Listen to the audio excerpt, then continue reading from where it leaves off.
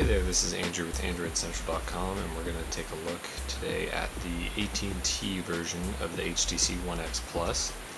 And you know it's the AT&T version because of the logo up top, and luckily there is no other branding on the device other than, of course, HTC and Beats branding. But that's really nice to see just the one logo up top and, no naming at all, just the circle. So anyways, running across the hardware on the device, we've got a volume rocker down along the side that's extremely flush with the device. It actually makes it quite hard to hit, especially when in the call you have to position your fingers really weird and kind of jab down in there. Across the top we have a power button along with the micro SIM tray and the little hole to eject it, the 3.5mm headphone jack, and a secondary noise cancelling microphone. Along the left side we have a micro USB port and nothing else. Down on the bottom is the primary microphone, of course.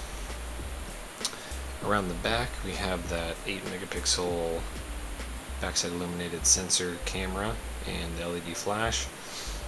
The HTC branding is kind of recessed in there, and we have these little pogo pins for contactless charging, the Beats logo I mentioned earlier, and the drilled speaker grill.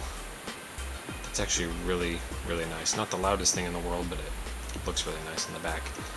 Similarly, we have one on the front as well here, and if I had any notifications, they'd be blinking in about that fifth hole over there. Kind of nice to have it out of the way and stuck and hidden in the speaker grill, but unfortunately on off angles you can't really tell that it's going. The front-facing camera is here, and if you'll notice, you'll have all the other sensors are behind the glass there. On the front we have this absolutely beautiful 4.7 inch 720p display. That's a Super LCD 2, and it looks just fantastic. It rolls off of the edges quite nice as well. Let me see if I can focus. Rolls quite nicely off the edges as well. The glass is really well manufactured, and there you go. You can see it rolls off so that when you're swiping in from the edges it feels really good. It's not sharp or anything like that, of course. Down at the bottom we have the back, home, and multitasking / menu button depending on how you have it set up. And again, it's nice and smooth down, rounded around the bottom.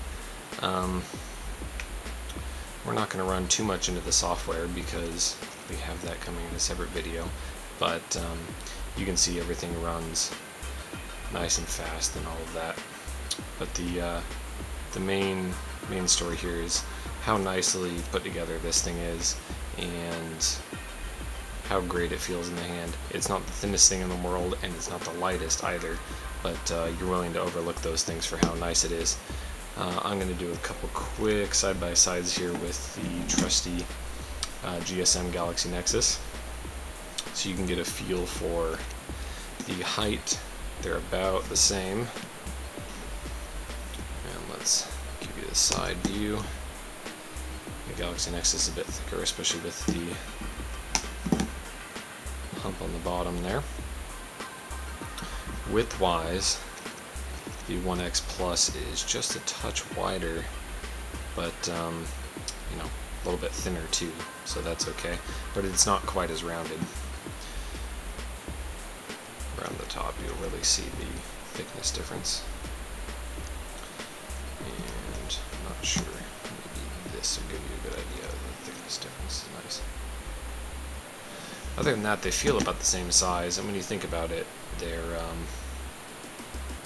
nearly identical in size because we have a 4.65 inch screen here and then 4.7 over here.